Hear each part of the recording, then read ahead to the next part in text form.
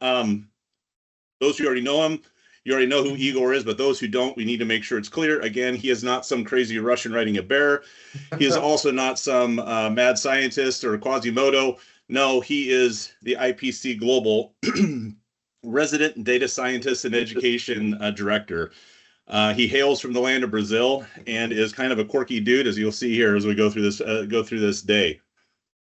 Also online someplace, hopefully, will be Kurt Foch. He's a friend of IPC Global and an employee of Qlik. He's an evangelist of Qlik. You'll see him around many times, sometimes as Dino Kurt, sometimes as AI Kurt, the much more handsome and taller version of Kurt.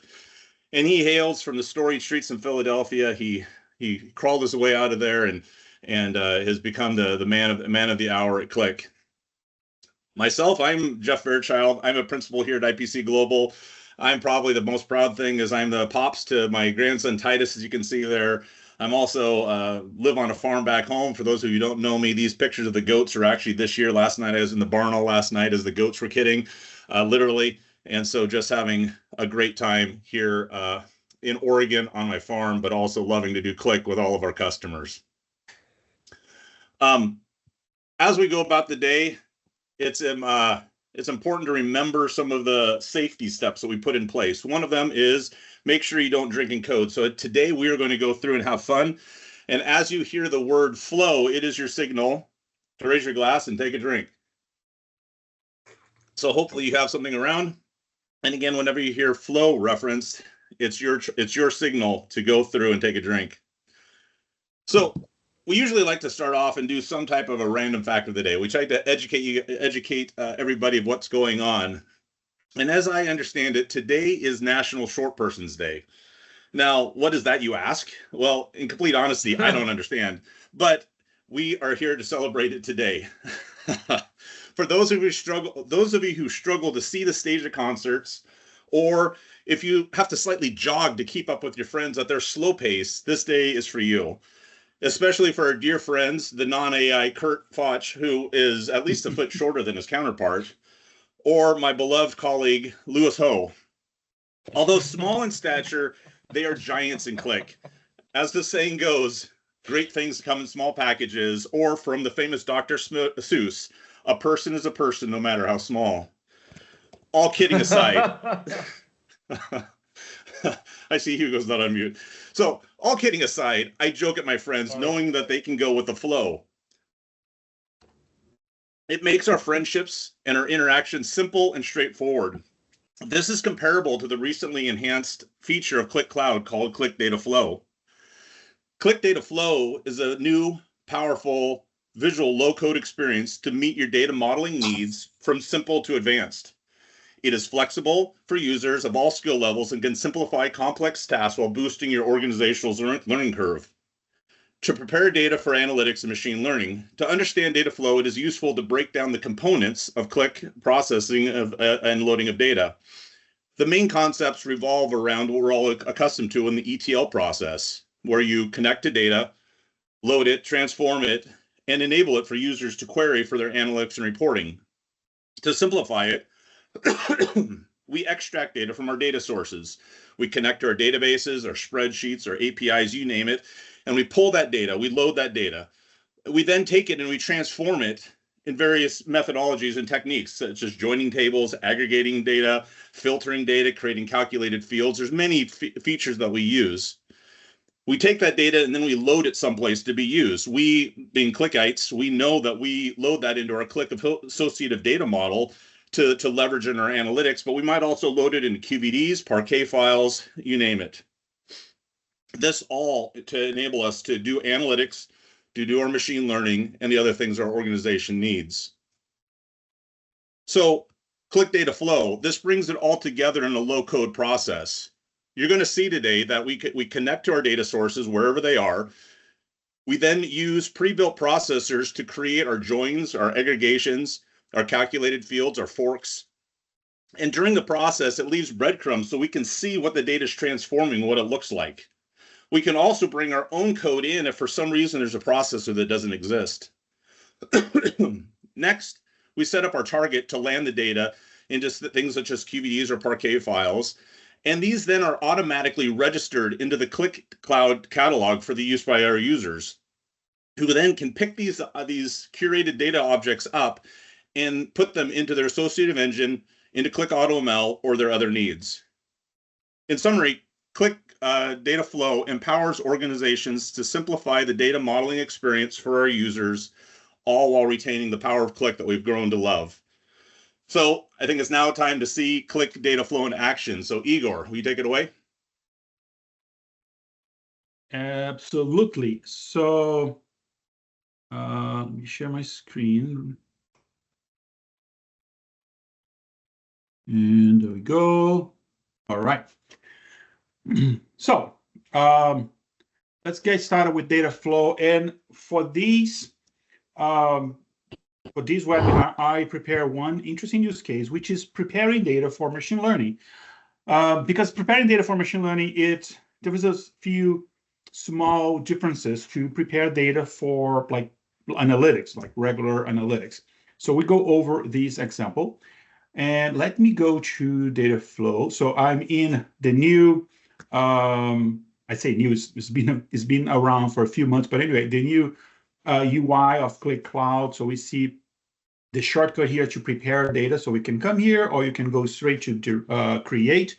I think this, it's better just because, it's easier to find. It's the first option. Then let me click this plus sign here, and then let's create my data flow. So the only thing you need to do to get started is to write a name and decide where to save it. Let me save it on my personal space. And let me call these, I don't know, the fellowship data flow. Okay, so let me create. And there we go. We have it started. So once you open a data flow, you'll see some metadata here, which right now doesn't make a lot of sense because we never ran this. So it's kind of empty. I don't know who my inputs and outputs are because this is an empty data flow so far. But once we run the whole process, we can come back and see this. So let me go straight to the editor.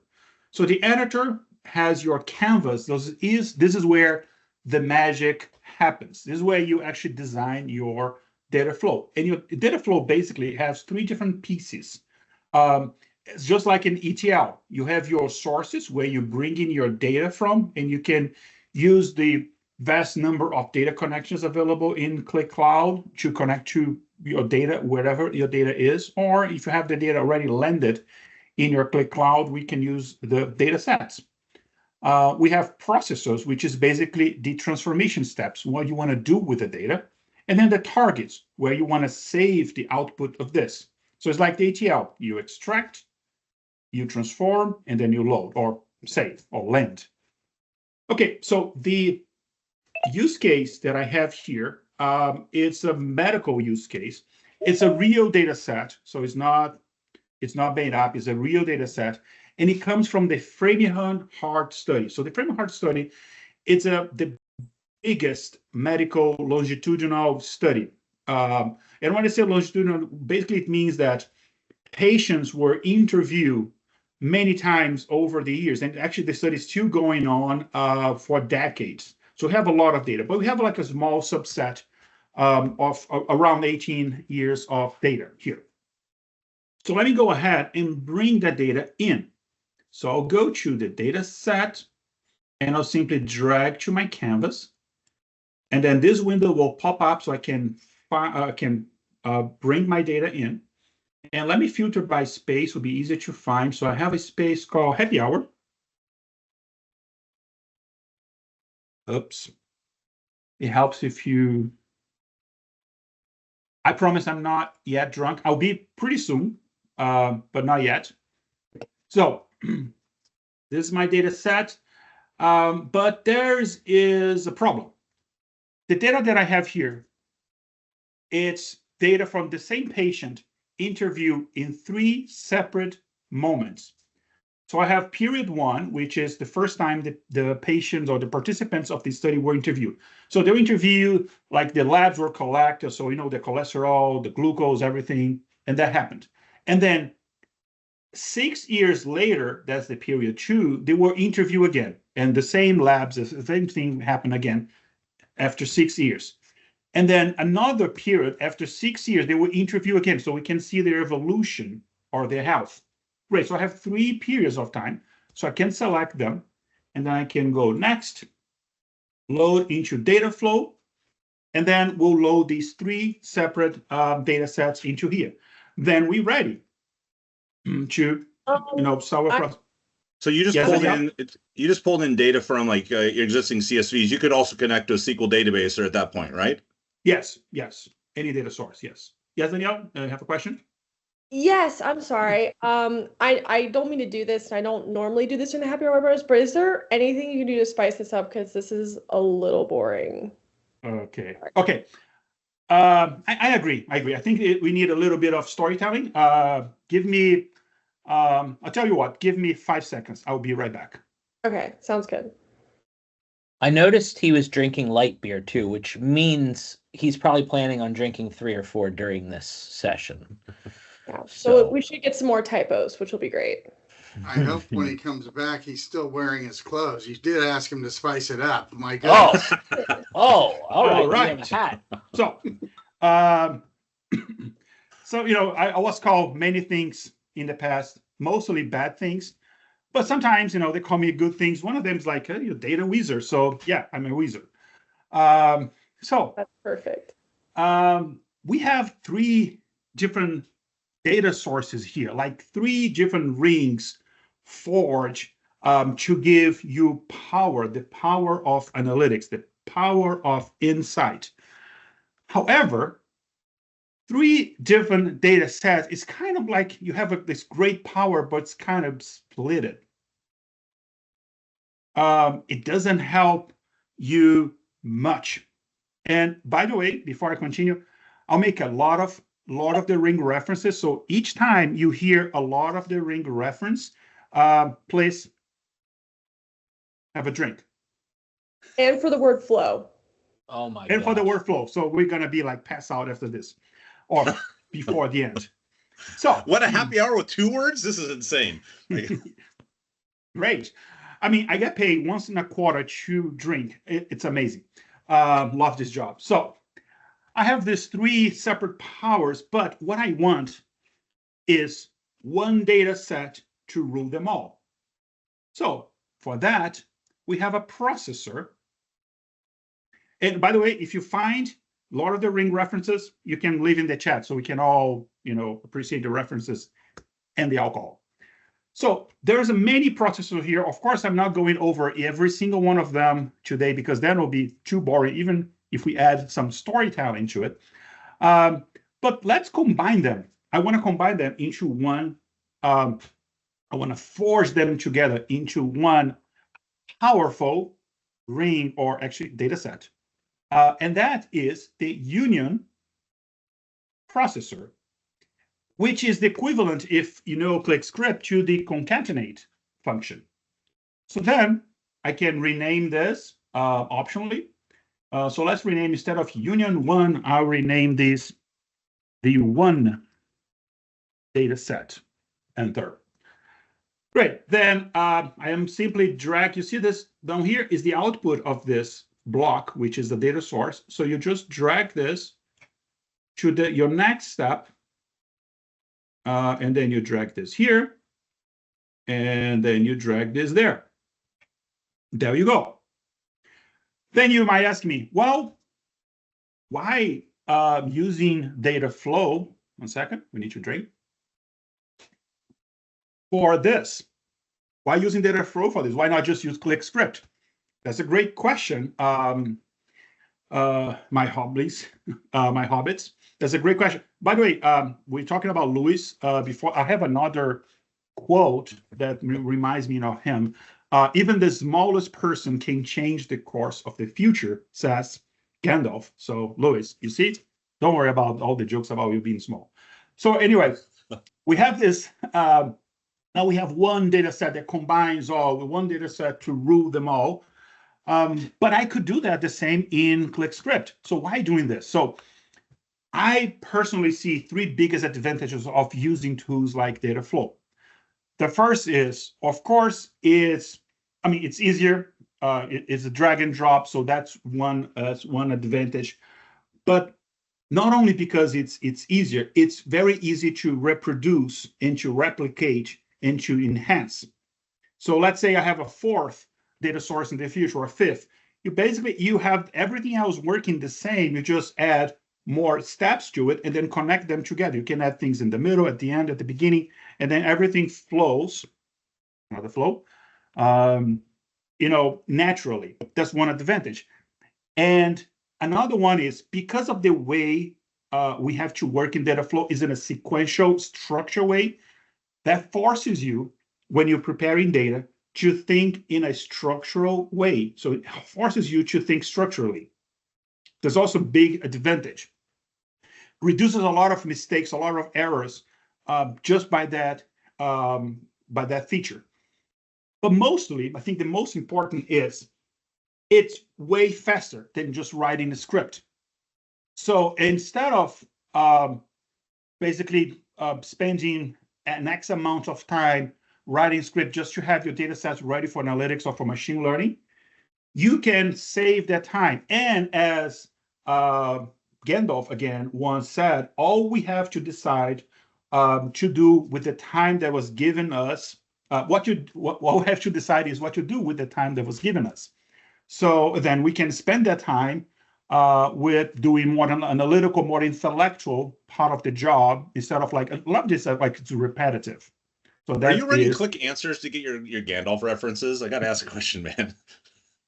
No, really. I just read the book and watched the movies more times than is healthy.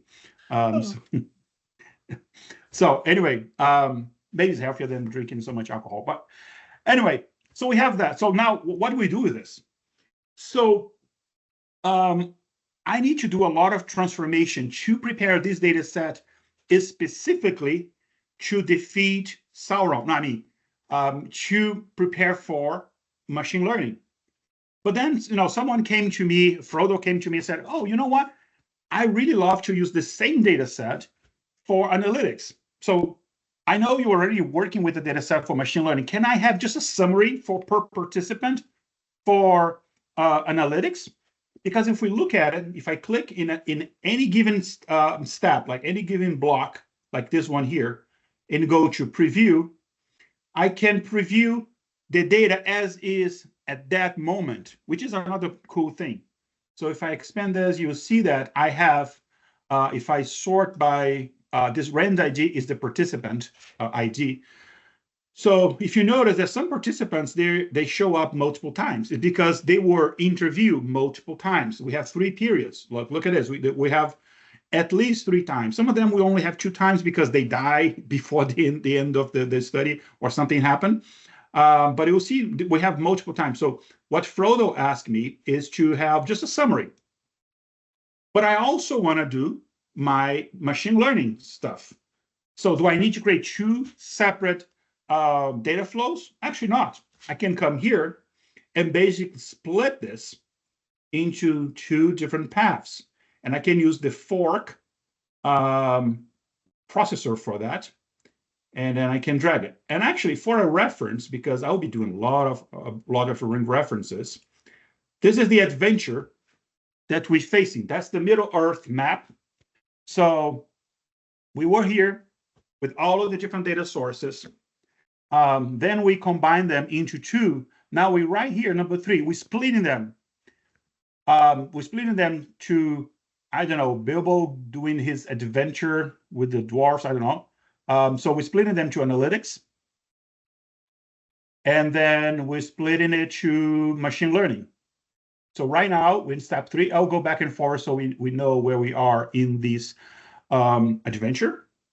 So let's go back here, and there we go. So so the fork basically can split my data set into 2 separate branches.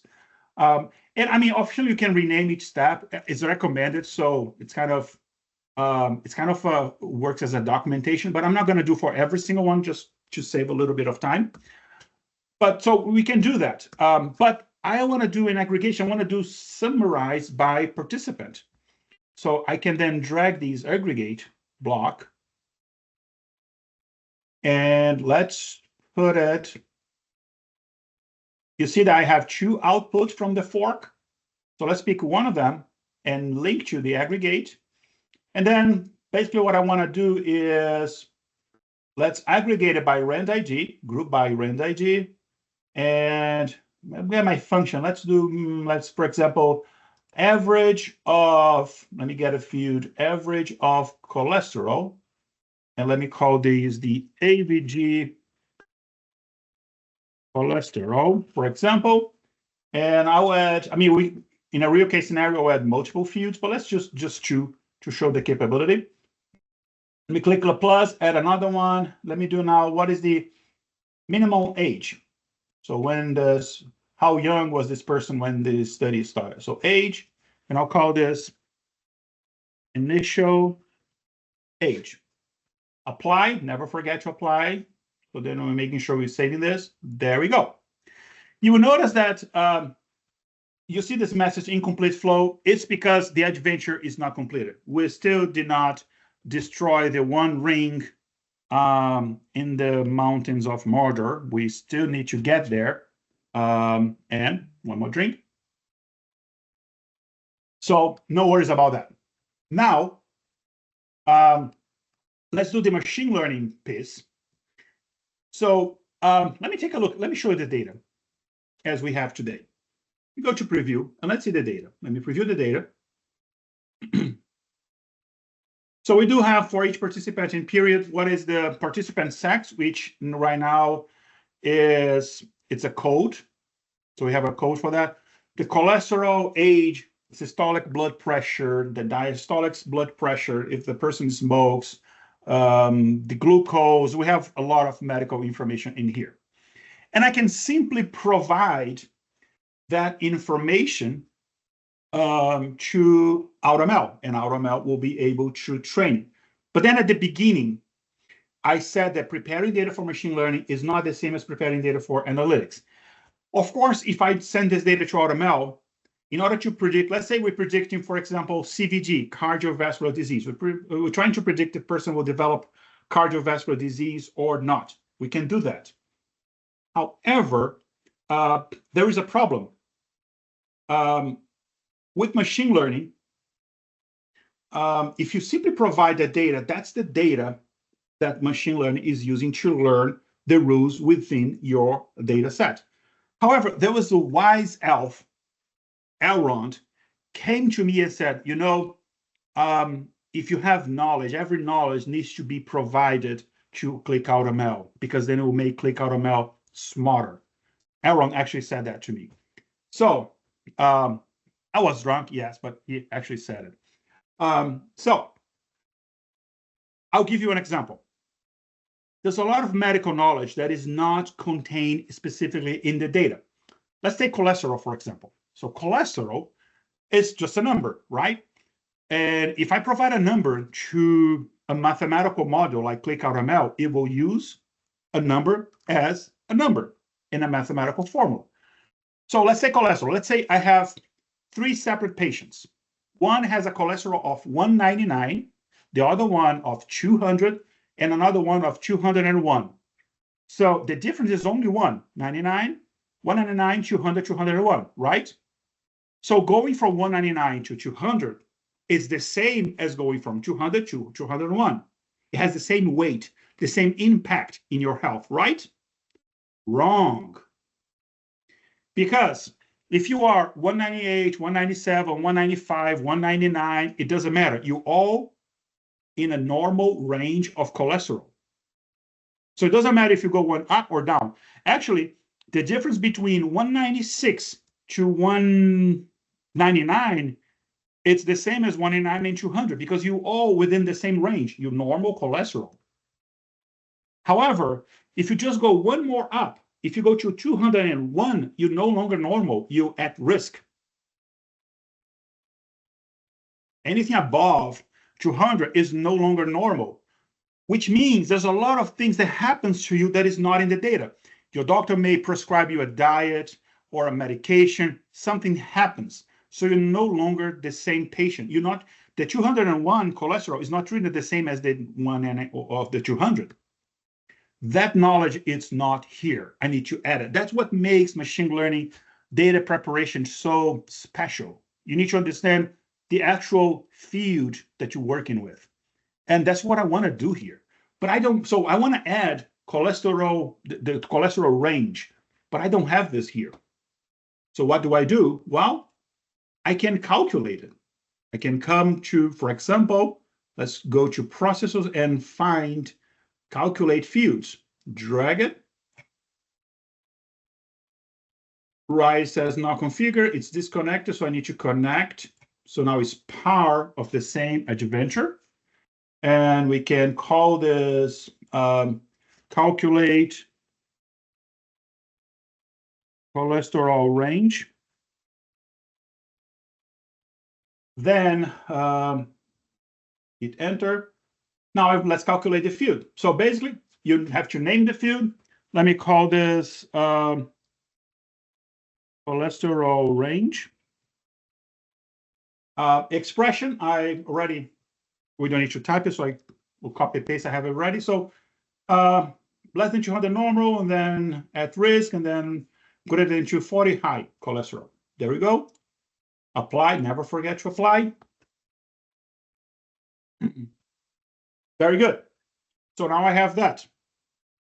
So then we continue to, again, to follow our path in our adventure. And by the way, we just executed the step number 6 in our adventure.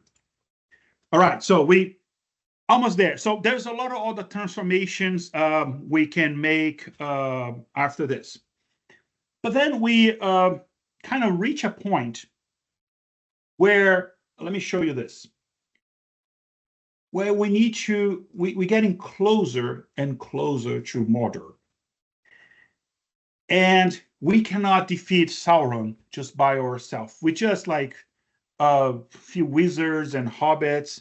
We cannot defeat Sauron by ourselves. We need help. We need help from people from Gondor, from the Moria, from, I don't know, the tree people. We need more help to do it. And that's the same when you're preparing data. Sometimes you need all the data sources.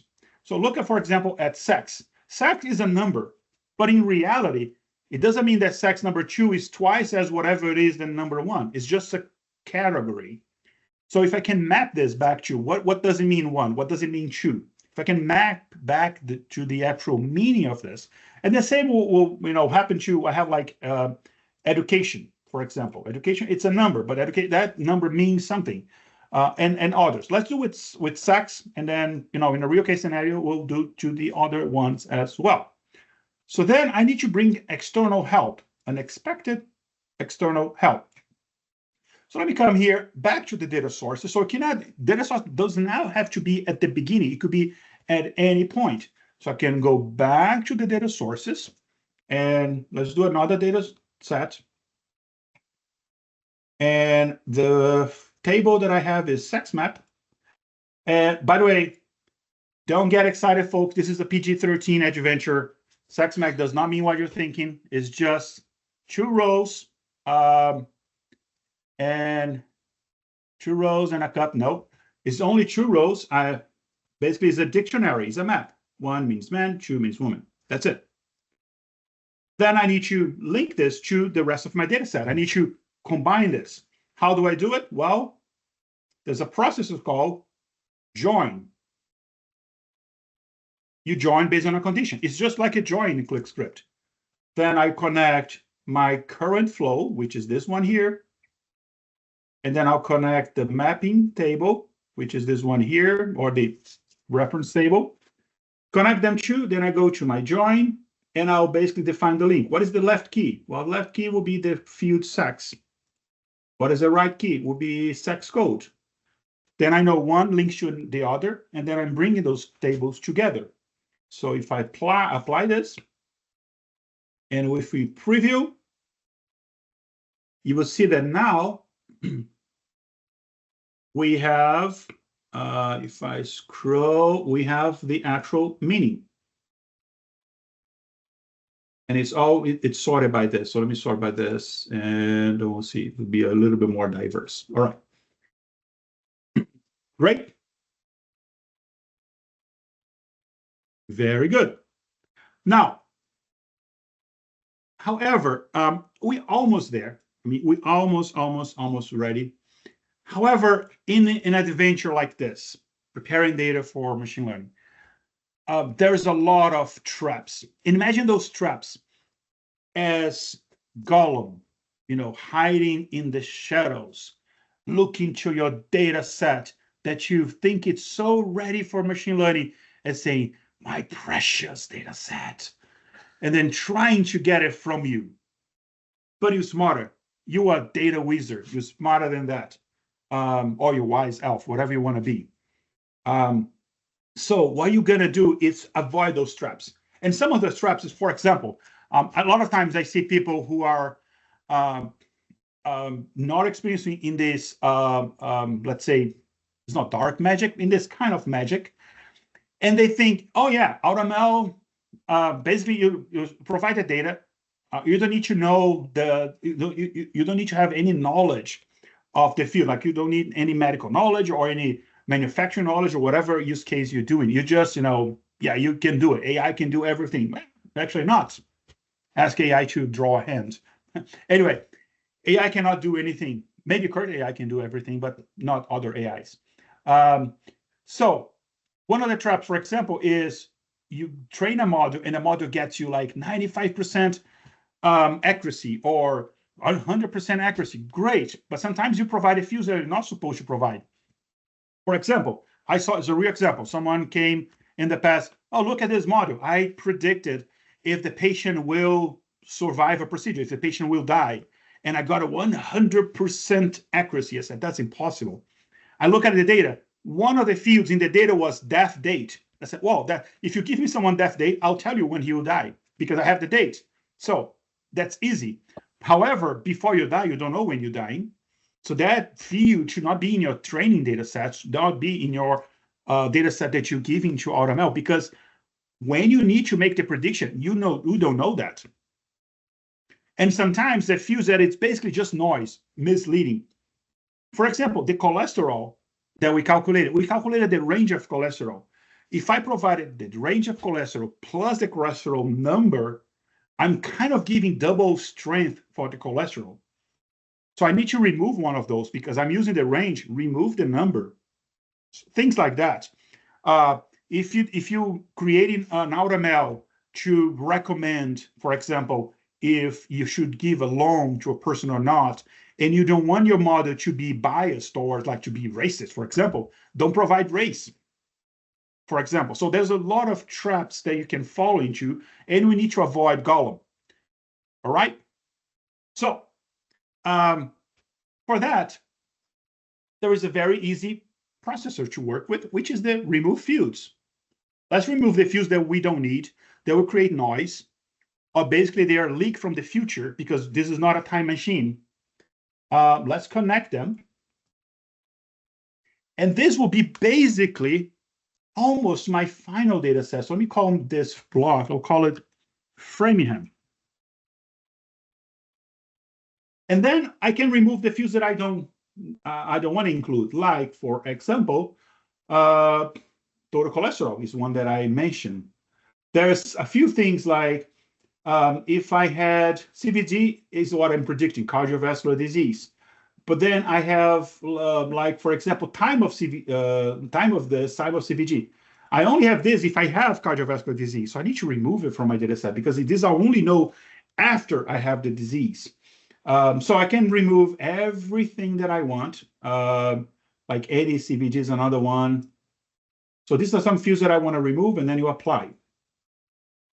Now, when you're doing this, what you're actually doing is you looking at those fields that are traps, that are your enemies. And you're looking at them and you're saying, you shall not pass to them. There's another reference right there. So they should not go to our machine learning, and I'm removing them right here. Pretty good. Okay, am I ready? Well, let's look at our adventure. So we are right here. We are almost there. Actually, we are right here. We're almost there. I could simply save this data set and use in my AutoML. And then I could get a pretty good accuracy. I could train and I get a model that predicts cardiovascular disease correctly, let's say 95% of the time. However, I would never know, is this true? Or I'm falling into the traps. I don't know, because when you create an experiment in AutoML, that's an experiment. It's a training. You only know if you actually have a good model once you provide real data, like not real data, but data from production, as it happens when you need to make the predictions. So in order to have that, what I need, and that's not AutoML, it's every single one of machine learning module, you need to do this when you're working with machine learning. I need to not use all of the data I have for training. Let's use most of the data I have for training, but let's save part of it. Let's say 30%. Let's save 30% of my data, and let's hide it from AutoML. So then later we can provide it to AutoML when the model is deployed and say, okay, let's see if you're good. Now predict we're using this data that you were never exposed before. And if it is still good, then you have a good model. Great. Now, or at least you have more evidence that you have a good model. So that's what I'm going to do. I'm going to split that. How do you do it? You take, like, let's say 70%, I'm going to use it for training, and I'll save 30% for validation. How do you do it? Just take the top 70% rows? No, because then you'll be biased, because the top 70% maybe it will be only period 1 and 2, for example. I want to do randomly. I want to just, randomly select 70% for training and 30% for validation. And making sure the same data, it's only in one of them, not in both. Because I can sort the same number twice, and then a certain row can be in both. I want to split that. So I need to randomly sort. However, I do not have a processor that does that random stuff. No problem. No problem. When that happens, you always have the Qlik script, which is basically, well, let me just write a script. So that's why we don't say data flow again. We don't say is no code.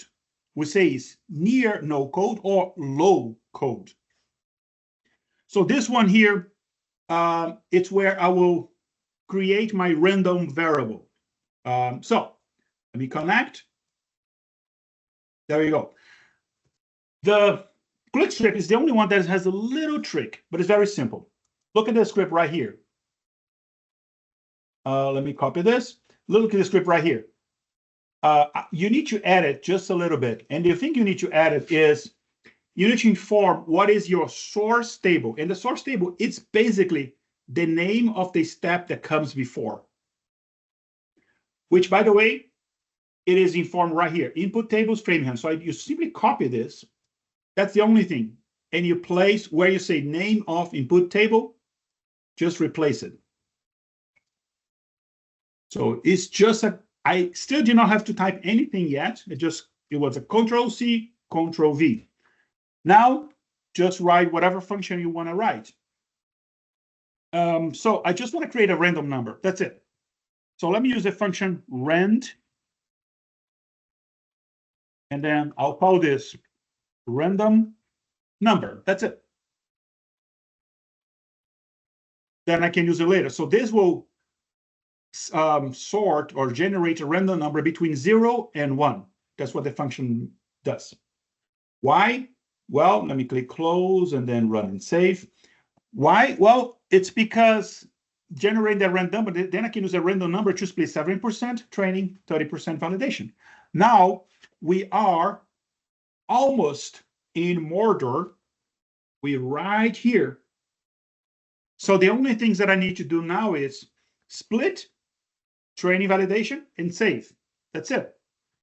And then we can have more, we can drink more. So that's it. So to split, Is it a fork like we used it before? There's a better one for that. Is the filter. Is one of my favorite. So filter. So you drag it. Let me connect the main output of Qlik script. By the way, we have multiple because Qlik script, you can have like multiple scripts, outputs. And then here, basically you provide your filter. So what is your filter?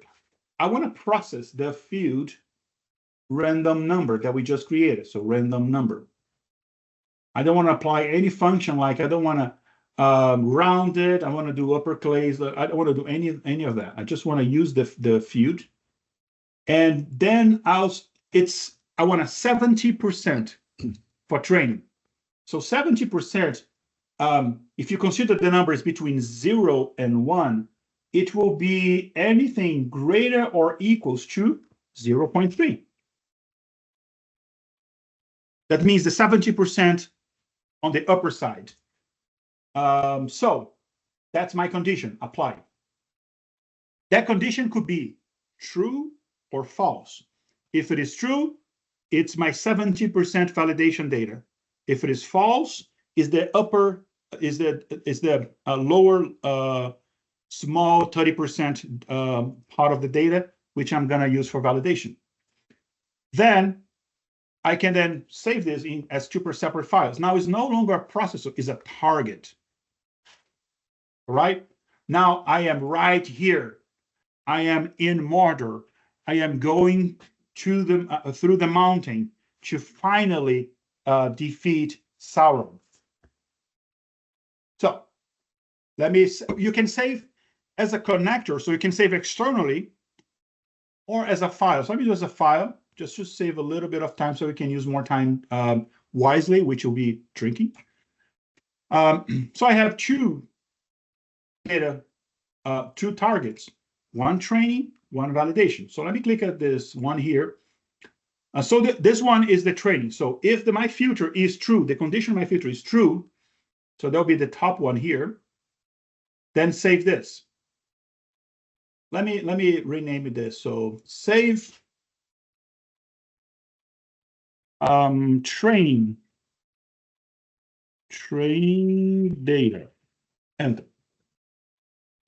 Select the space where you want to save it, select the type of file. So I want to do a Parquet, and then name. So let me call this like Framingham underscore training. Apply. Good. Now this one, let me drag it. If it is false,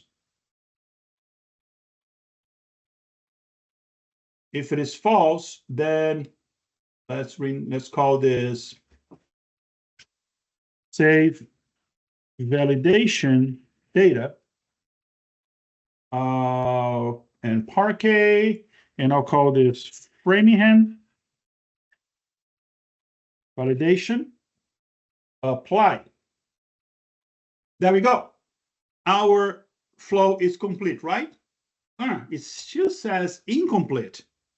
There are some branches, some things. So in order to finally go to Valinor and rest as a good old elf, I need to check if there's any open branches, which we do have. Remember the aggregate we did at the beginning? We created this. It's basically an aggregation of the data for analytics. Remember, Frodo asked us to do that data, but we need to save that as well. So this one is like loose without a target.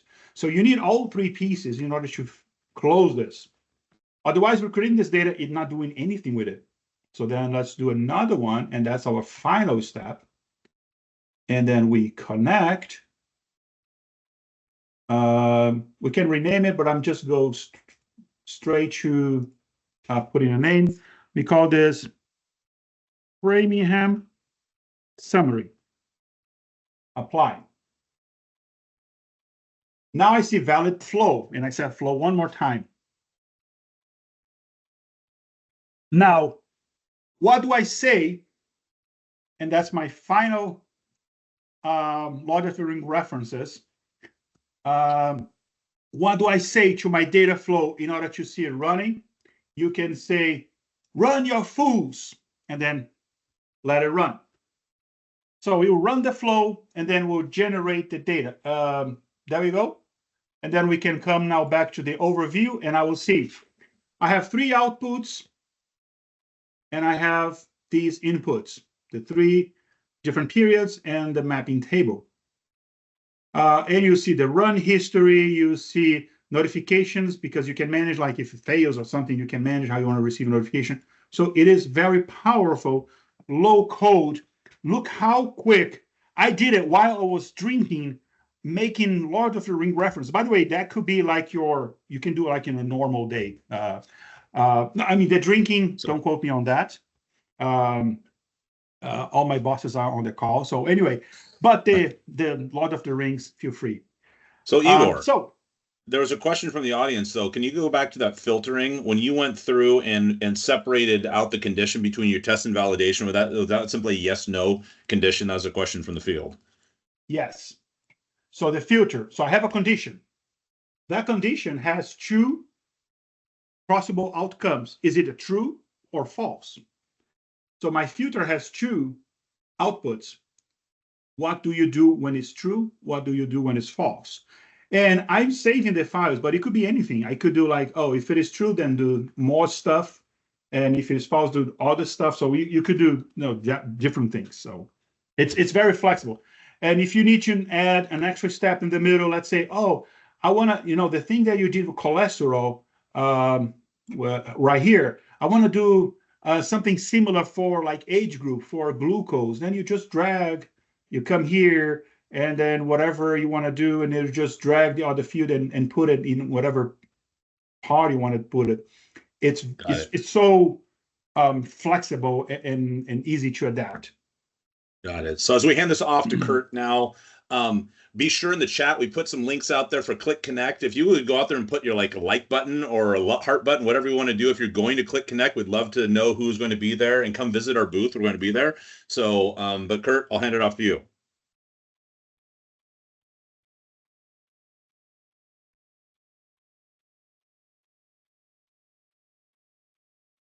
Forgot to unmute first before I started sharing all of the things.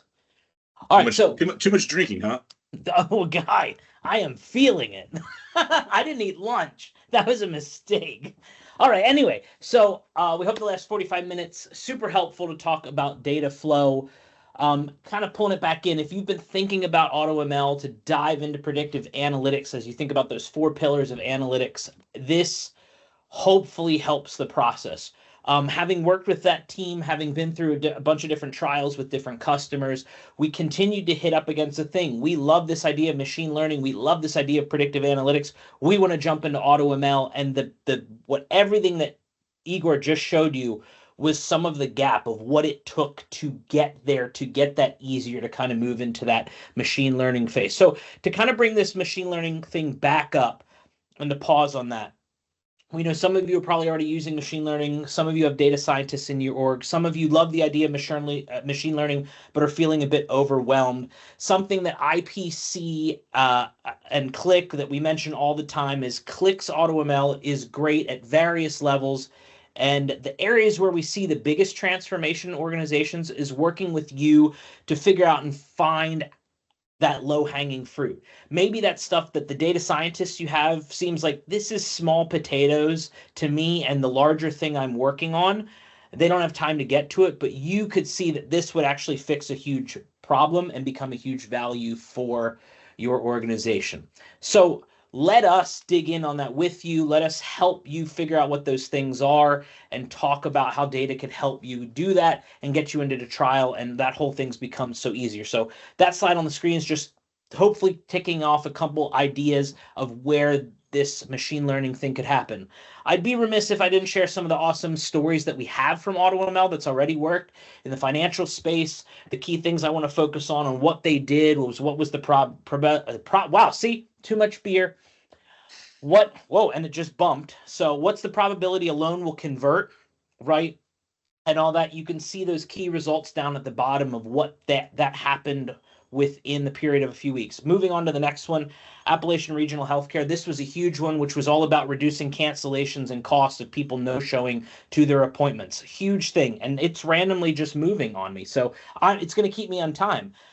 So that's kind of our wrap up for data flow. I have more slides of some things to mention that we already kind of talked about, but let's open it up for questions right now. What did we miss? What do you have questions about? What can we help you with? Is this included with our Qlik Cloud tenant?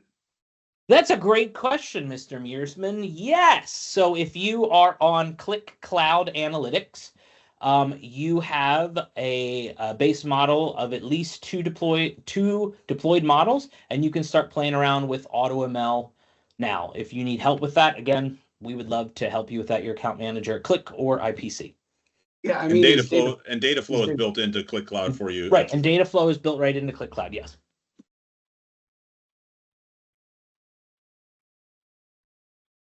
Anything else?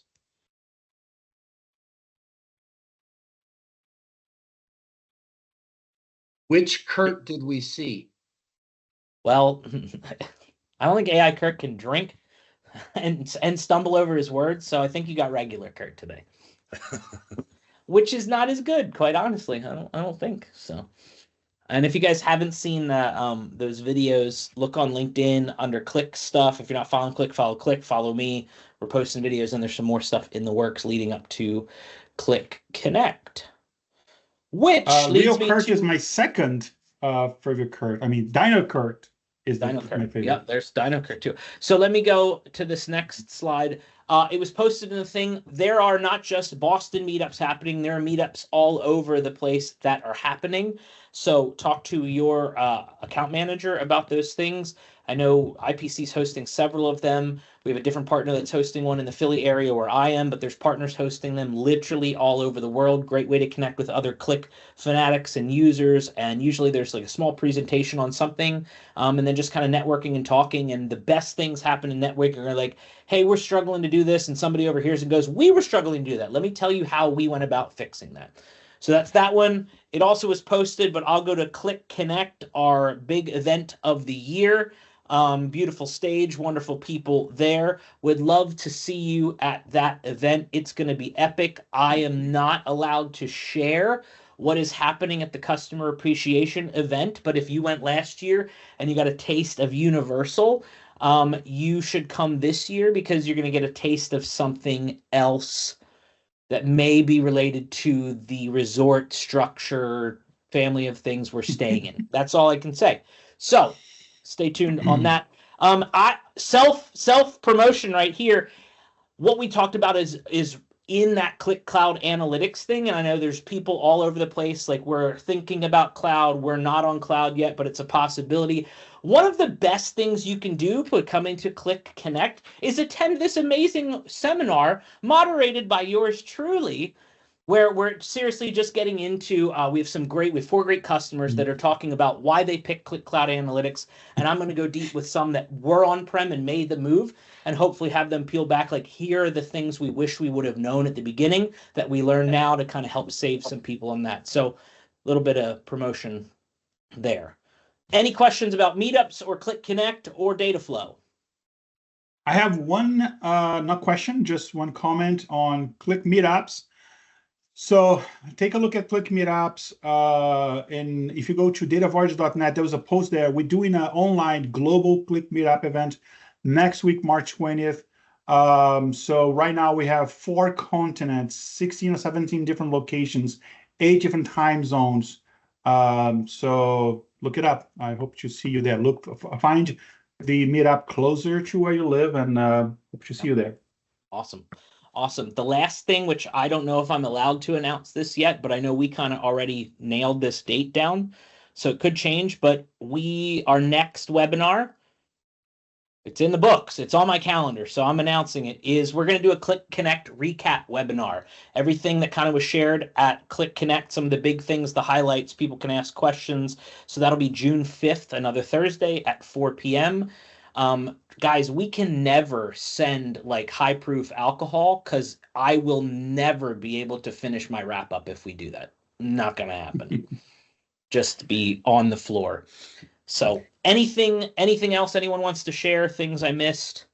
Lewis, thanks for letting us pick on you. Appreciate it. I don't think he had a choice. It's true. Well, We're just Go ahead, Daniel. I was gonna say, to make it fair, if you're already stumbling over words, would that make you hobbling it around as a hobbit? Yes, I mean, yep. I'm pretty close given my size, so. And if you don't think Louis is a hobbit, next time you see him, ask him to show his feet. Oh no! Yikes.